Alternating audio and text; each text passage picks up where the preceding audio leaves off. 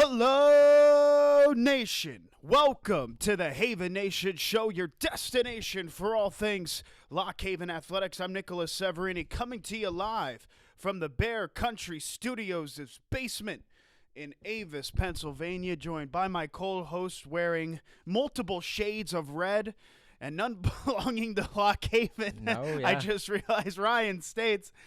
Ryan, what was up with the uniform choice today? I have to ask. Well, working at Walmart, I figure might as well rep the one college football team brought to you by Walmart in the Arkansas Razorbacks. Wait, Walmart, Arkansas sponsor? Oh, Walmart because was Walmart founded in Arkansas. So yeah, they have they even have the Walmart logo on the field. And if I'm wearing red, might as well wear red to match. I have a 49ers hat that I just happen to have because I like to collect random sports memorabilia. Not an Arkansas fan nor a 49er fan in the slightest.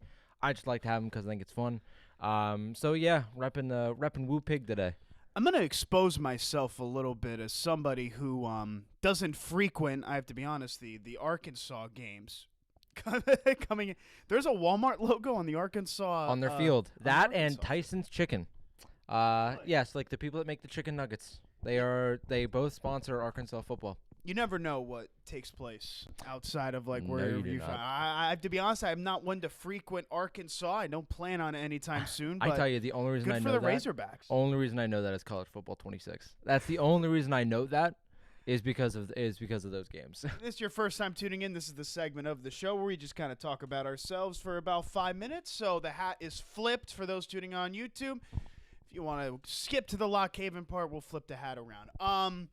Let's talk about what was the shortest road trip of the season. Yes. Of course, Bloomsburg. It was a fun time over there. We love a short trip. And I have to say, for Bloomsburg, everyone behind the scenes, nicest group of people on the planet. A rivalry, an I-80 rivalry, I think everyone's in agreement is that these two teams, and maybe we should skip to this for later, but these two teams need to keep playing each other. Yeah. And if it means seeing the incredible people that we met there, I'm all for it. Yeah, and saw some familiar faces from Lock Haven end up being there. Doug Spatafor was at the game. The president of Commonwealth was there as well, I noticed. Dr. Osgood was at the game. So there were a few familiar faces, but overall, yeah, really friendly environment. Great campus in Bloomsburg. It was the first time I had ever been there. I never went to visit there, so it was the first time me being there. It was a nice campus. Shout out the White Knights that were there. I got some magic packs on the way back. But, yeah, no, it was a super nice place to go. Shout out the who? The White Knights. Okay, it's a game store. It's a game store. Okay. Yeah, I kind of sped through it. I was a little nervous for a second. No, White Knight.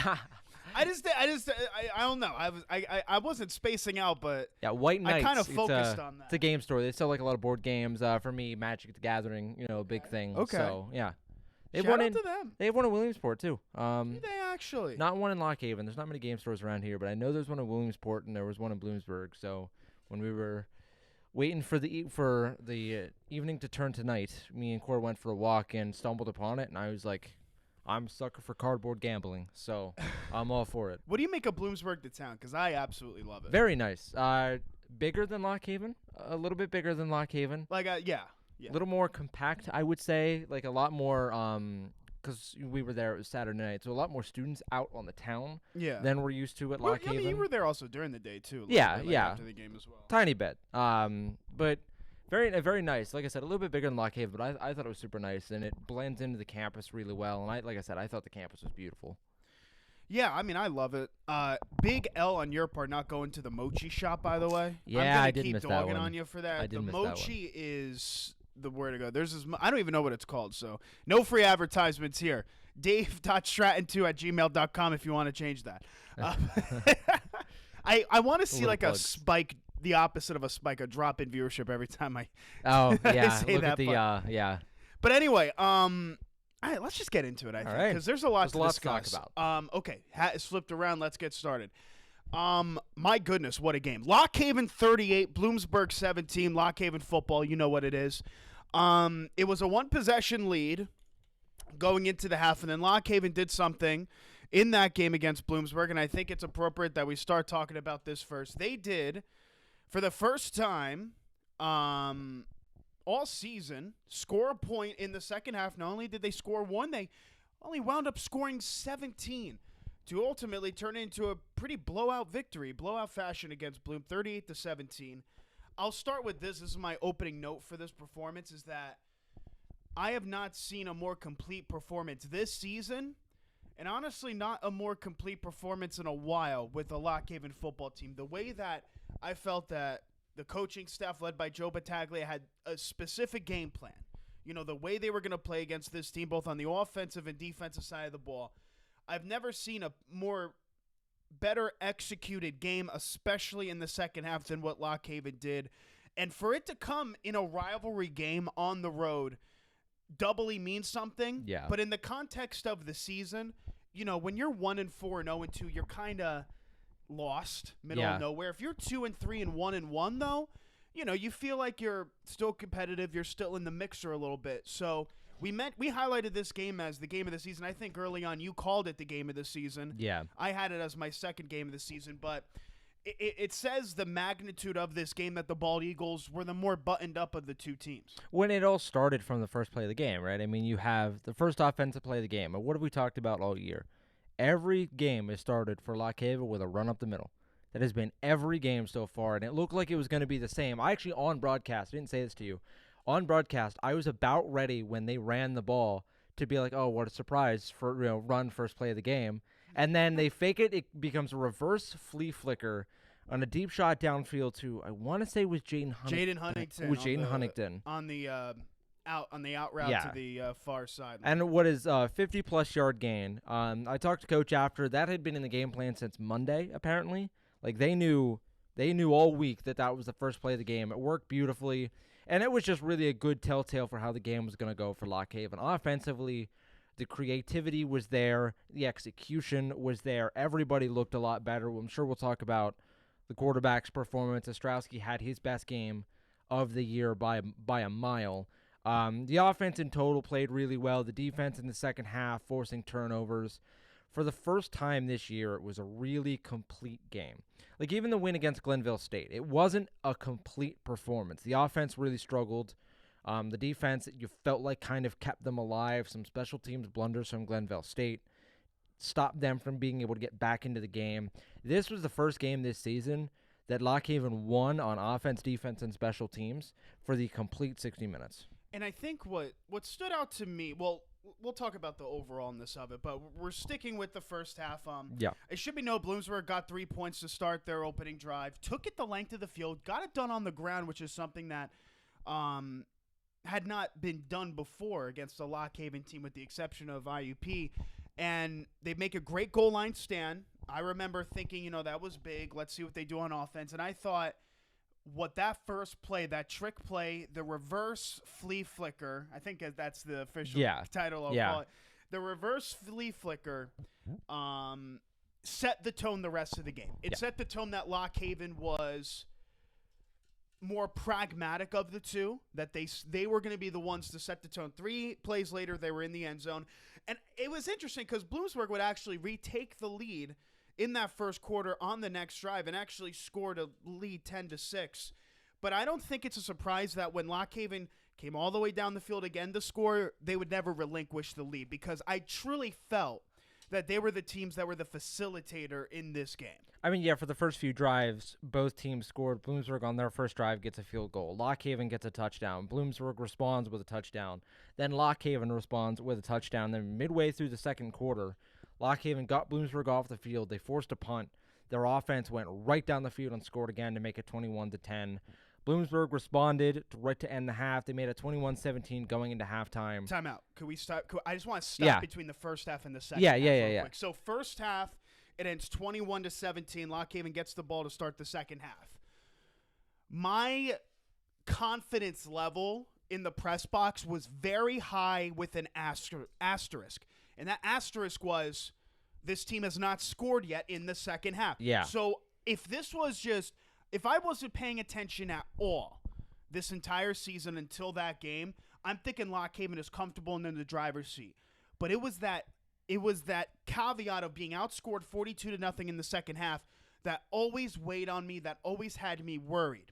Oh, see, and I was the opposite. I was more, because you remember on that last touchdown that Bloomsburg got, there was the botched snap. that made it 3rd and like 25. Yes, it that was. they ended up converting. Yes, on 2 plays, they got like a 20-yard reception Yeah. and then punched it in a play later on 4th and goal. So after that, and then you go right after that into halftime, I was a little nervous because you mentioned they hadn't scored yet, so I was scared of, well, Bloomsburg's moving the football. What happens if Lock Haven gets stopped on the first drive of the second half? And they ended up did. And then Bloomsburg, if they just walk right down the field and score again, they retake the lead. Then it gets into scary territory. But Lock Haven in the second half, they did get stopped on the first drive. Defense got them off the field, and they just went from there. And I think that's what really stands out from this game is the defense. This is a defense that has been battling through injuries a lot of the season. You know, Davian Vernon was absent a couple of weeks ago. Yep. They lacked depth in the secondary with some injuries. And then before the game, I mean, we didn't know anything about this. Markel Morgan was on the sideline for the game. He seemed like... That was a surprise. It didn't seem like... Again, we don't know anything. But it didn't seem like an injury that, was season-ending by any means. I mean, he was very active on the sidelines. We wish the best for him. Markel, incredible player and an incredible person working with him. Because he was an intern for Haven Athletics in the winter last year. An incredibly nice person, and shout out every Bam. time he makes a play, I always silently root for him. But you're without you were without your defensive captain in the secondary. Yep. And then you steady the tide in the second half, and you shut out the Huskies, a Huskies offense that has been so good before their, of course, game a week ago against Shippensburg, but has been doing so well, especially in the pass game and dynamic with the run, to be able to make the adjustments to shut out Bloomsburg as a whole in that second half. I mean, obviously, it was the reason they win. You shut out a team in an entire half, you're most likely going to win a football game. Yeah. But I think I came out most impressed with the defense. I think Rasu wearing Poindexter had his best game. Yes. Easily his best game. I thought he was terrific. And it was just such a good all-around team performance. And, hey, you had a couple of interceptions. And, I want to talk about the turnovers because a big reason why Bloomsburg weren't able to get anything happening was because they kept turning the ball over because of interceptions and fumbles. They had 3 straight possessions with a turnover. In fact, let me stand correct. They wound up finishing the game with 4 straight turnovers, 2 interceptions, a fumble, and a turnover on downs. Shout out to Tyler Merworth, and I believe Q McMillan was the other defender that got the interception. By the way, 2 who were listed in the 2 deep as backup safeties. Well, because they were also down. Didn't one of their other safeties get hurt in that game at some Troy point? Miller, I think, picked up a knock in the game, but I'm pretty sure I might have seen him back. But nonetheless, you look at what the depth of this team did, and that's all about, for me, it's all about the athletes themselves, but also scheme. To have the scheme to get forward, to still play on the game plan. We mentioned, I think, back against, I think it was Cal, it was a blowout that it seemed like this is such a system-based team offensively. Yeah. And I think I've learned that it's also defensively as well, where you are able to really plug and play different levels of talents and positions and still be able to thrive. And that's why the depth helped carry them, the Haven, in that second half of the game. And that's a big credit to their defensive coordinator, Michael Durasmo. I mean, that is a guy who he has his defense ready to play no matter what. I mean, you go back to that Glenville State game. The reason they won that game was because their defense. I mean, their defense continued to get the Pioneers off the field, and it's what ended up winning them the game. And you look at this one, I mean, you forced 2 interceptions. Neither of them really on Riley. The first one was a late throw over the middle of the field, but it was just a really good play. I think that one was the one that was intercepted by McMillan, or was McMillan the second? Yep. So just a good play to jump in front of the ball. He ran right in front of the receiver and took it away. But also credit to the Lock Haven offense, because those 3 turnovers led to 17 points in the second half. All of their points came off turnovers for Lock Haven, that is. So you look at it, we worried about the offense, but in the second half, it really was that defense that set him up, and the offense just knocked it down. Since we're talking about defense, can I just bring up Luke Richard Rameau? His best game of the year. Oh, it might be. I mean, I haven't seen a lot of his West Virginia State tape other than some highlights, but I think it might have been. If it was the best game in his career, I wouldn't be surprised. Yeah. This is a guy, and look, I don't want to be a PSAC elitist. I sound like a guy who's talking about the SEC sometimes when I talk about the PSAC, but it is the toughest conference in the Northeast. And going, Ryan, from the MEC to the PSAC is a freaking jump. Yeah. I genuinely believe that. And to see Rameau put his entire game together, finished with a team-high 9 tackles, 2 for loss, continue to put pressure and hurry the quarterback. I was very impressed with the entire defensive line, but Ramo especially. He was always putting pressure, I think, defensively. I mean, yeah, when you have 8 solo tackles, that's the other one. Yeah, 8 of those 9 tackles were solo. That's another point. which is insane. And also, Davian Vernon being forced to move back to safety with the injury to Markel Morgan. Mm-hmm. Vernon last year was a safety. This year they moved him down to linebacker because they were so thin at the position. With Morgan going out, they kicked Vernon back to strong safety. He had a really good game, finishing with 7 total tackles and had 1 tackle for loss himself. Reese McDonald had a TFL. Benjamin Carey had a TFL. I mean, their defensive line not gotten a lot of pressure, not gotten a lot of ways to bring the quarterback down, but they keep getting pressure on the quarterback, especially with Riley. A lot of those both those interceptions rather, were because he was pressured and forced to make an uncomfortable throw. So that defensive line, we talked about it. I mean, you lost Justin Anderson, the all-time sack leader for your program. He graduated after last year. The question was, how could you replace him? And they had struggled to early on in the year. It really feels like that duo of Ramo and McDonald are really finding their stride. We were just talking about the system, how it's a real system-based team, real plug-and-play and all that. I think nothing was more exemplified than the ground game in that game. Now, it should be noted, as a team, Lock Haven, I think had their second worst game on the ground in terms of overall rushing yards. They finished with 99 net yards, but very consistent ball carrying from their 3rd, 4th, and 5th string tailbacks because of injuries to Demir Green and Ezekiel Johnson. It was Kareem Hathcock, Tucker Teets, and Lorenzo Robinson with Tyson Florence as well. So add another tailback in the mix, all getting carries in the game, Ryan.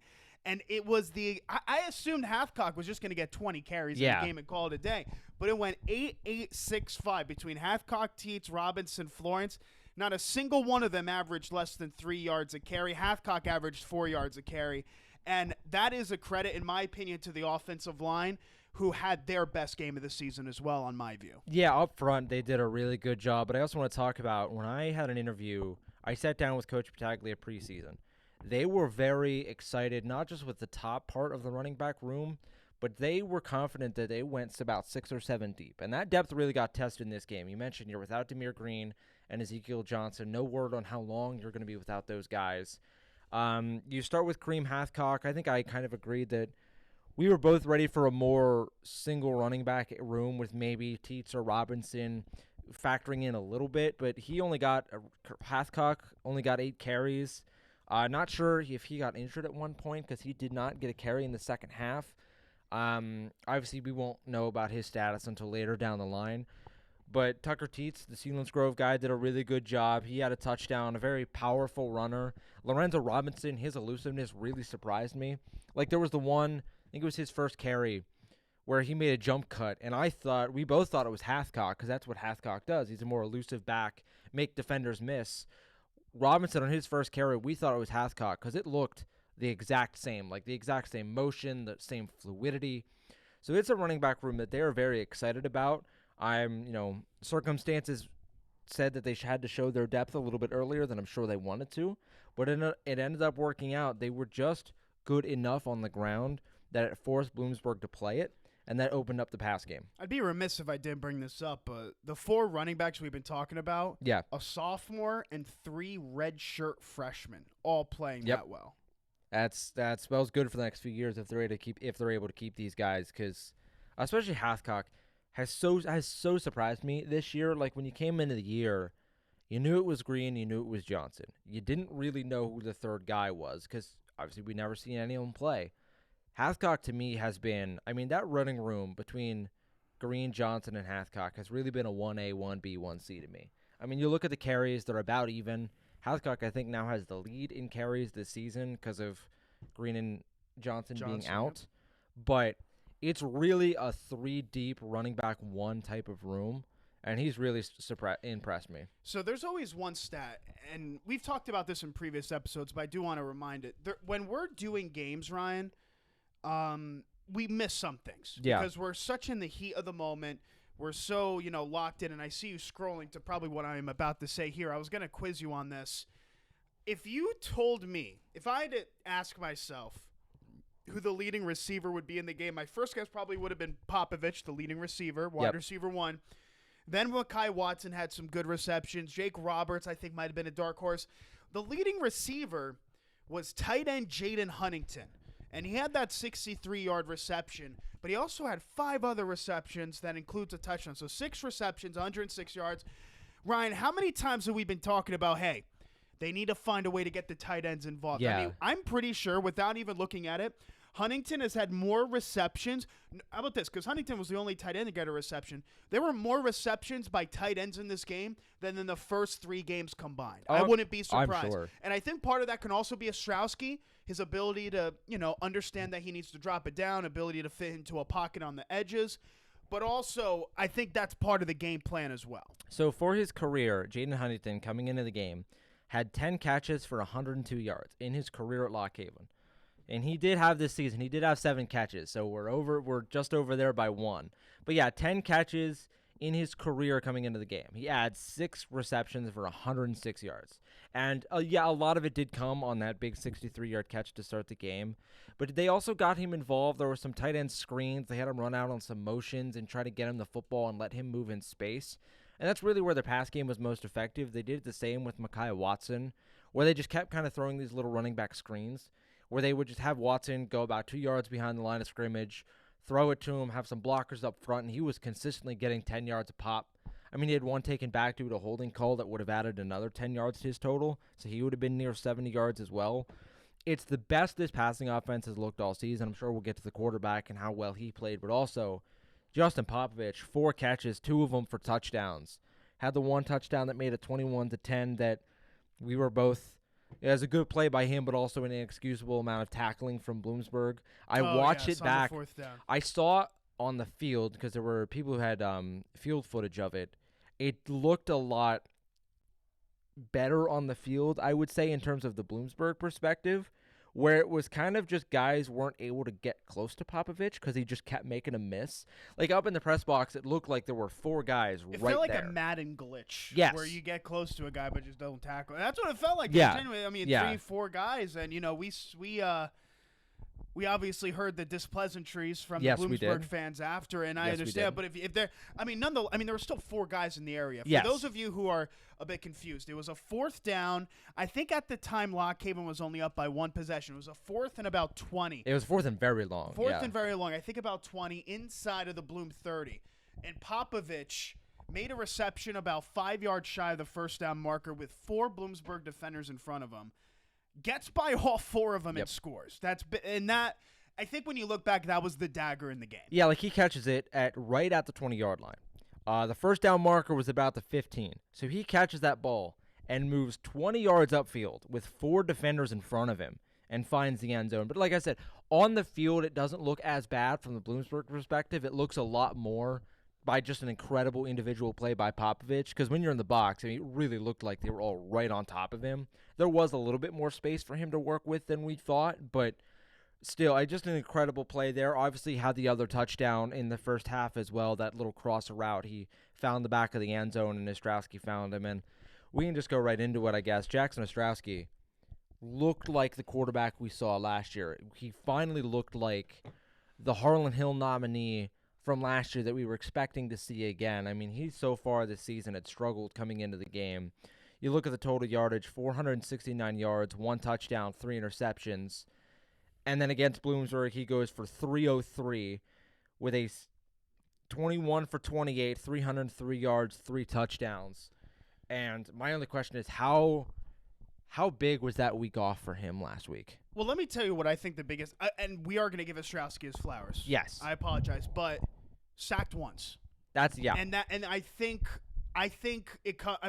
again, we're going to talk. I promise we're going to give Ostrowski his flowers in a second, but I want to build around everything else before we get to it. That offensive line performed better than any Lock Haven offensive line I have seen this season, and I think maybe even last season. I can't recall. Yeah. Because that offensive line last season was an absolute behemoth, and I can't tell whether Bloomsburg's defensive line just isn't good or if Lock Haven's offensive line is just that good, because they did it against East Stroudsburg too. They did it in the second half low-key against Cal, but for Ostrowski, who's coming off of an injury, only getting sacked once, and only one time he was even hit, as I'm just looking at now. He was only hit once by Mackenzie Hazard. That was that was a mistake. That was him just being unguarded through the A-gap. That was the blown coverage. Beside that one, they were one blown play away from a flawless game protecting the quarterback. I mean, I remember Ostrowski holding on to that football for 5-6 seconds. That was not happening in the first couple weeks of the season. When it's a young line, right? I mean, when you're starting a redshirt freshman, a junior, and a true freshman on your offensive line. And we talked about it early in the year. It was Lock Haven's offensive line last year was really, really good. It was the best unit that they had. And we were worried this year on how it was going to look because you have a lot of young guys, a lot of guys with no college experience or very little college experience coming into the season. And they just performed their heart outs. Again, I mean, against Glenville State, they looked very good. After the fact, the coaches noted there was a few blown coverages there on the line that they ended up not being taken advantage of by Glenville State. IUP did take advantage of it in a big way. Cal did too. It felt like those two games, it was trial by fire almost. They were thrown to the wolves right away against two of the best defensive lines in the PSAC, if not the two best defensive lines in the PSAC. They were thrown to the fire and said, figure it out. And ESU game, you mentioned, they looked a lot better. And in this game, it really felt like they solidified not only individual performances, but as a unit as well. There wasn't a lot of missed assignments. There was the one big missed assignment, but other than that, there was no misses there. It looked like they were a complete unit. They gelled together. They found space in the run game. They gave Ostrowski time to throw. They let him be comfortable in the pocket. I agree. It was the best performance they've had all season, and if Lock Haven can get that line performance again for the rest of the year, there's no reason to believe this offense can't keep putting up this amount of points. This was the biggest game of the season, I think, for Lock Yes. Haven, according to the coaches. Battle of I-80, you're 1-3 going in. Could have been, you're a turnover at the 1 yard line from being 0-4. Yeah. Let's be honest. And they showed their cards. And I think we're going to talk about Ostrowski now. I promise. He came. What was it? 27 minutes in, and we have our best performance of the entire day. But here's my perspective on it. Yeah. And maybe I'm looking too much into that first play. That might change the entire season. That first offensive play, because you have Ostrowski who is struggling, battling through an injury, something of the sort. We don't know the full story, but he was out last week, comes in this week. When you give him a wide open man for a 60-yard pass to start the day, that's a confidence builder. Yeah. That's something that builds confidence, and it gets you hooked. It gets the defensive back second-guessing. And they weren't afraid to show their best play that they had in the playbook, because that was the best play they had in the playbook, at least on offense, because we saw a 2-point conversion that was just as crazy. But when you give Ostrowski an open 60-yard play, here's 60 yards, take it. Yeah. That set the tone the rest of the game, and that led, I think, because at the first drive, you noticed he was only throwing it to the wide open guys, the dinking ducks. But then you get into the second half. He's firing it to the back of the end zone for Popovich for a score. He's getting more confident with his throws, yada, yada, yada. It starts with the trick play. Yeah. And what we saw in that game was Jackson Ostrowski at his very best. And he proved in that game, Ryan, he is very much the quarterback he was last season. It's just about unlocking that and utilizing that. We're going to talk about how that's going to be a real struggle next week. But they unlock that talent against Bloomsburg. And I tell you what, Ryan, and I'll say this, with the exception of Kutztown, I'm not saying they're gonna, but I think if Ostrowski plays that way, they have the ability and the potential to be any other team on that schedule, except with the exception of who they play this week. Yeah, and sorry, Lock Haven. We'll get to that game, but also I want to talk about. I feel like with Ostrowski, he's learning what his receivers are best at, and the offensive play callers as well. They're learning what these guys are good at. We saw a lot in the first few weeks. How many times was it one-on-one coverage, deep shot down the field to somebody like Mekhi Watson or Jake Roberts, which that's not their specialty.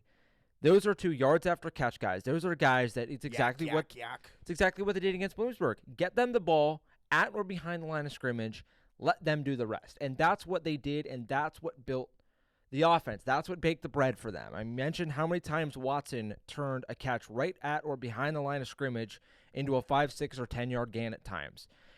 And you mentioned it felt like with Ostrowski, the longer the game went on, the more confident he was, not only in his receivers and in his own mechanics, but in the pocket. We saw a lot last year where Ostrowski would bail a little bit early sometimes, where if it was no one was open downfield, he was just, I'm going to get 3 yards with my legs. He didn't have to do that in this game. I mean, he stepped up into throws. He was hitting the throws that 2 weeks ago were a little awry, and it makes me question on whether there was something there with the injury. That, again, we don't know what the injury was. We know there was something, but we don't know what it was.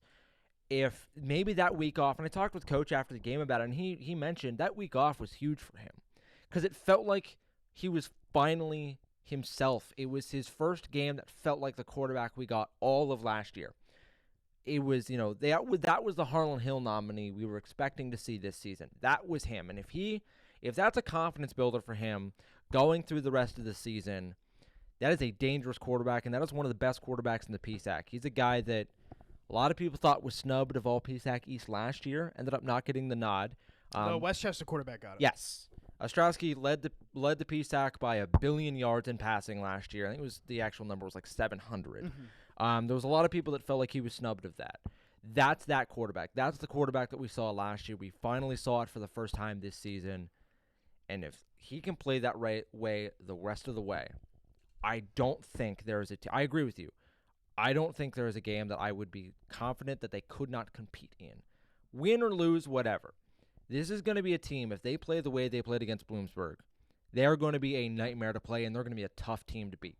Well, that's the big if, is can they turn this into a consistent play? Because I would argue they've done it for 2.5 halves. Yes. They did it the second half against Cal, which maybe I'm putting too much weight on, but I think they really started the second half against Cal. I don't know what that team talk was, but something clicked with that team. Yeah. When they were down 35-6. Yeah. Now, again, they lost the second half 7-0, but that's still a very impressive Cal team. Then they do it against East Stroudsburg, a team, by the way, that just blew out Westchester last week. And then they blow out Bloomsburg. Yep. They blow out their rivals. A series that has been a one-possession game in 6 of the last 9 games. And they dog walked them. And when is they simply did just that, especially in the second half. How about those second half adjustments there, too? Oh, yeah, when I haven't looked at this. You kind of just made me think of this. When is the last time Lock Haven blew out a PSAC opponent? Shippensburg 2 years ago. What was the score of that game? Let me look. I have to look it up. You put me. Yeah, on the I was gonna say because wait. I think Shippensburg last year was 42-21. I'm pretty sure it turned into because they were down 14-0. But I'm pretty sure that's what I'm remembering. Because I remember the Millersville game last year. Millersville, which by the way, 42-21 Shippensburg. Okay, so there you go. Right? Because I'm thinking into one PSAC team in the last 2 years. Yeah. Well, because it's like even the game against Millersville last year was a dogfight. I mean, they had to come back and win that game. You mentioned they had to come back down 14-0 against Shippensburg. This feels like for the first time in a very, very long time, there was never a real worry that they were going to lose. Like against that Shippensburg game. In the fourth quarter. Yeah, okay. And when the fourth quarter hit and they went on another 7-minute drive that turned into points, that's when it was like, okay, they're going to take this team out. But even at halftime, like I thought that they could lose. I wasn't worried that they were going to. Like, when is the last time that we had a full game where we weren't worried that Lock Haven was going to lose? Because even that game against Shippensburg, you're down 14-0. That's an uh-oh moment. Like, that's the game against Millersville last year. You got water bottles being thrown. Yeah, exactly. That was a scared. They were down at halftime in that game against Millersville, if I'm not mistaken. They come back and won the game. Yep. When is the last time this Lock Haven team has had a full 60-minute performance where there was no worry of, oh, they're going to lose? Not that they might, but that, oh, they're going to. It's probably been 5 or 6 years since. Yeah. The closest, and again, I've done the closest that I can recall was Glenville State last season to open the season.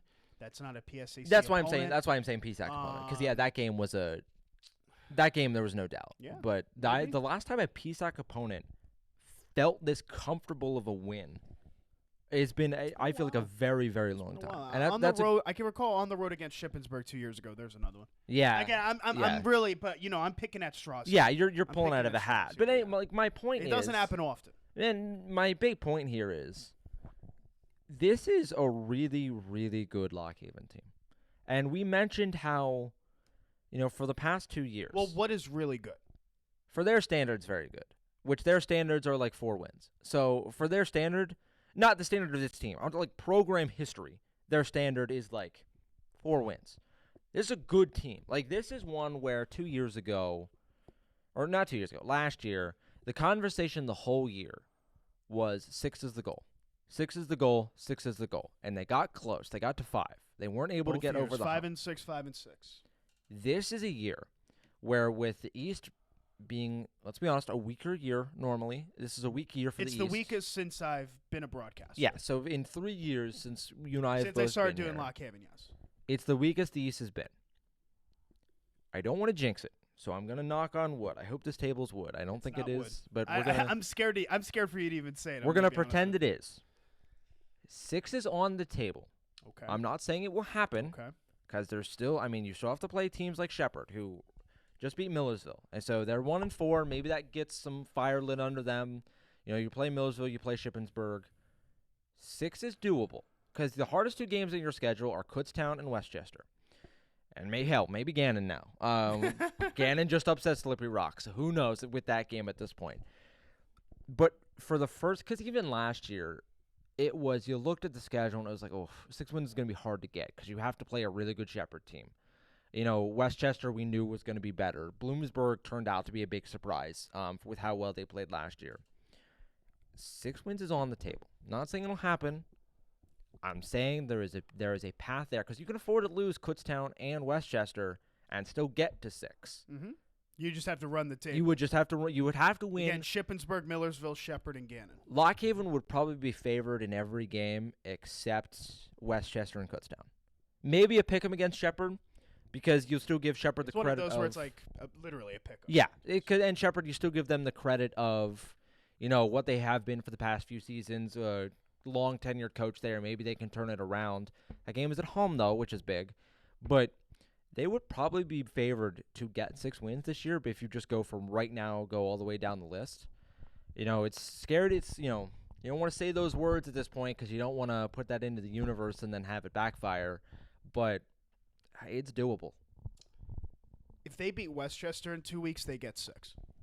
Yes. And I'll leave it at that. And that is a big game. But here's the thing. If they put the pieces together, this was the team performance week. If there's any team that is going to rip those pieces apart, it's the team that's done it to every other school they've played. Yes, sir. And that is number 3/number 4th ranked Kutztown. Number 3 according to the coaches poll. Number 4 according to D2 Football. I'm going to say this right now. I think that's too low. I think that's the best team in the country. Well, look at what they're doing. Okay, so here's it. They're top 3, Ryan, in points. They're top 3 in the conference. Points per game allowed, rushing yards per game, third down percentage, red zone percentage. Oh, wait. No, that's a mistake. No, that's in the country. Yeah, I was going to say, yeah. They have a top 3 in the country in points per game. Top 3 in the country in points per game allowed. Top 3 in the country in rushing yards per game. Top 3 in the country in third down percentage. Top 3 in the country in red zone defense. That is the team that is coming to Lock Haven this Saturday. Yeah. And now I will say they had a really impressive win against a really good Assumption team. Yep. Edinburgh, Gannon, Shepherd, and Shippensburg, there have been harder 4-game stretches, but yes, they still got the job done. They dropped a 40-piece extra crispy. They allowed more than 7 points just once in that 4-game span. This team is one of the best in the country. I'm predicted them to finish in the Final Four. That's the furthest any PSAC team has gone since IUP, I think, in 1990. Yeah. I'm sure the IUP fans will quote me on that. But I think Kutztown, I mean, their ceiling is the Final Four in the entire NCAA with how they've been playing so far. And, I mean, you look at it. You mentioned the win against Assumption, a 51-14 win against a currently 3-1 Assumption team. And Assumption's schedule, I mean, they've won their games. Good teams. They've won 39-21, 30-8, and 28-26. Their 3 games following, like I said, a 51-14 drubbing. And then you mentioned it, 34-0 against Edinburgh, 46-7 against Gannon, 49-10 against Shepherd, and 49-0 against Shippensburg. So yes, you're maybe playing some of the teams that are projected to finish lower tier of the Peace Stack, but look what just happened with Slippery Rock. I mean, they walked into Gannon. and they walked out with a loss. I mean, one of the more shocking results in recent PSAC history was the Golden Knights ended up beating Slippery Rock. And what did Kutztown do? I just walked in, had them at home, hosted them, and beat them 46-7, just shoved them out of the way. I mean, they are stuffing football. They are stuffing teams in lockers. Mm-hmm. They are the high school bully right now. Taking your lunch money. Yes. I mean, it is. And they're doing exactly what you do to bad teams. You don't give them hope, and you just shut them down. I mean, no team they've played has had a chance against them. And that's how good this Kutztown team is. This is a team that I genuinely believe is the second or best team in Division II right now. I mean, it's hard to tell a team that's beating teams like this that you're not the best of the best. And obviously, we're going to wait and see what happens because, I mean, if this team doesn't manage to make the D2 playoffs, that would be a miracle in its own right. So we'll see what happens when playoff time comes around. I think this is the best team in the country. I think this Kutztown team, all their goals are in front of them. I mean, and that schedule to end really the season, easy. Yeah, I mean, I don't want to be cruel to them. I mean, their hardest opponent is IUP the end of season. And that's not their fault. I mean, you get the schedule you get, right? I mean, Lock Haven, I would say, plays a harder schedule than Kutztown does, but that's how the straws are drawn. And Kutztown's done exactly what they should do with an easy schedule. I mean, you beat up on them. You're playing an 0-4 team, blow them out. And that's what they've done all the way through. They'll host IUP to end the year. That'll be a good game. East Stroudsburg, too, is going to be a hard one. Westchester, wait and see what's there. Westchester's just such a wild card this year, isn't it? Yeah, I mean, they've had some really emphatic had great performances, wins. And they've had really bad one. That game against ESU was rough. In the second half. That was a rough game. But no, Kutztown, that's a team that that's a coach that deserves to be at Division I level. I mean, he's coaching a program. He's building Kutztown into what Slippery Rock used to be and what IUP used to be, which is a juggernaut. I mean, it's a team that until I see them not win the PSAC, I'm going to pick them to win it every year or not at least be in the PSAC final. Did they win the PSAC last year? Or did Cal beat them? I know Cal won the West. They lost in the final. But I'm going to be honest. This is such like a bad moment for me. Yeah, it's that's far away. As a but anyway, Haven football broadcaster. We're not really. We turned to basketball season in mid-November. We're not really focused. We don't really have to worry about PSAC playoff. We have a nationally ranked women's basketball team to worry about. Exactly, right? So, but Kutztown, I mean, every year they're going to be in contention until proven otherwise. This is going to be a hard game for Lock Haven. But again, what did we see 2 years ago? I'm going to set the scene here. Kutztown, a really good team 2 years ago. They walk into Hubert Jack Stadium. Better be careful now. And some could argue that Lock Haven, some of their own mistakes are the reason they didn't win that game outright. 7-3. 7-3. Lock Haven went for it multiple times in their own territory on fourth down. They had options to kick field goals. They declined to do it, and they ended up losing the game. Kutztown fumbled the ball. Yep. With, I think it was 1 minute or 2 minutes left in the game. Picked up by Victor Hunt. He was tripped up from behind because, shout out to Victor Hunt, by the way, wherever you are out there. Shout out. I tried to see where he went because he went in the port. I don't think he plays football anymore, unfortunately, but I hope you're doing well. You created my first Lock Haven touchdown call with a pick 6 against Post. A lot of memories for you, Victor, so thank you. And ironically, almost made the best moment in the history of Lock Haven athletics, I think, since color television. And ironically, the one game that I was not at. I was sick for that game, so I wasn't there. That was the one game that I missed. I watched it at home, but that was the one game I ended up missing. But no, I mean, you look at it. That game 2 years ago, Lock Haven had no business being on the field with that team. I mean, that was one that everyone was like, "Oh, and I don't think it's a people blowout." realized how good that Kutztown team was. Yeah, right. Because at the time we didn't know. That was the team I think that made a deep run in the tournament too. Yep.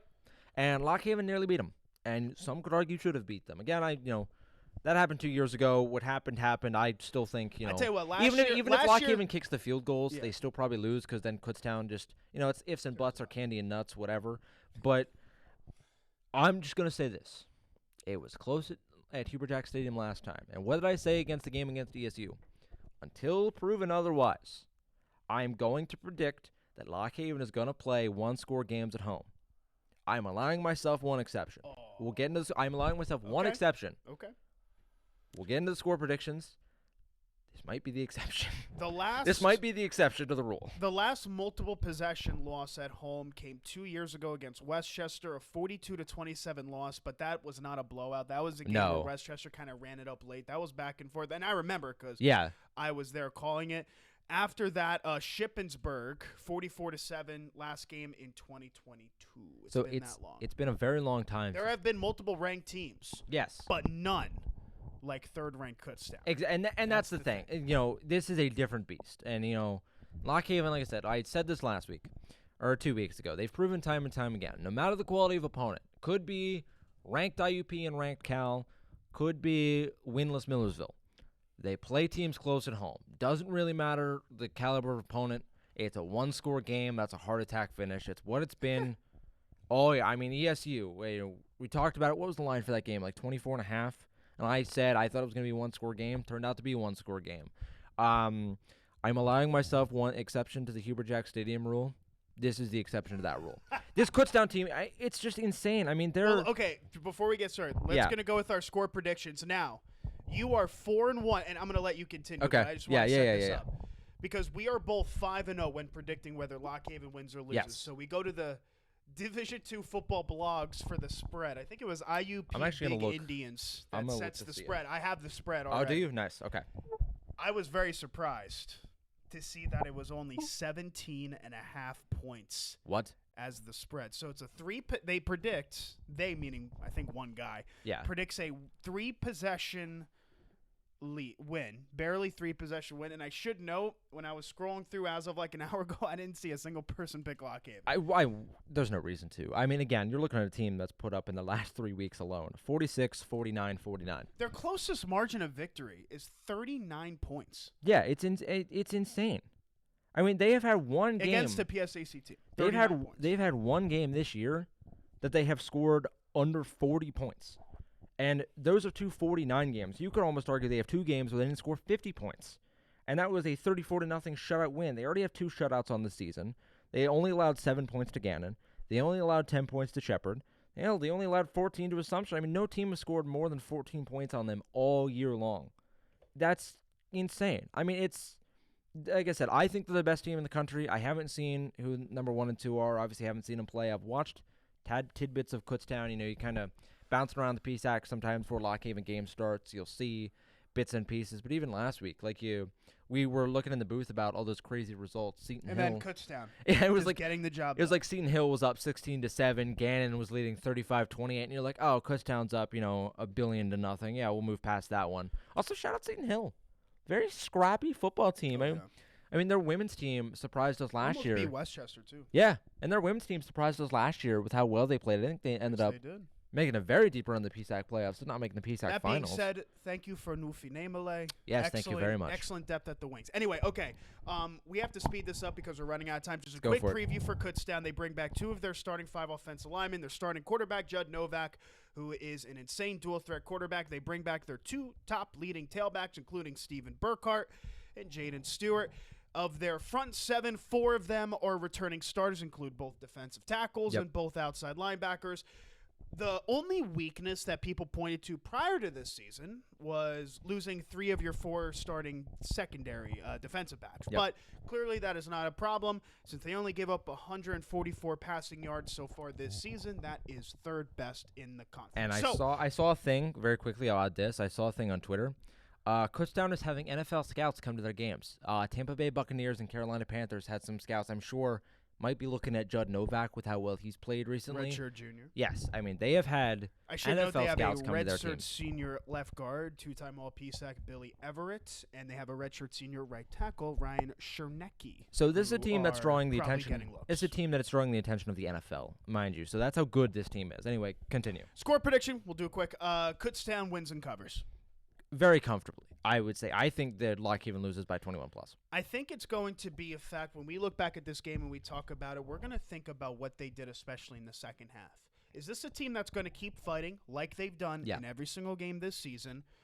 Or is it going to be a team that kind of lays on their back a little bit? Because I think of all the things and all the positives and negatives we said about this team has never laid on their back for an opponent. IUP was probably the closest, but Cal in the second half showed that they always fought to the end.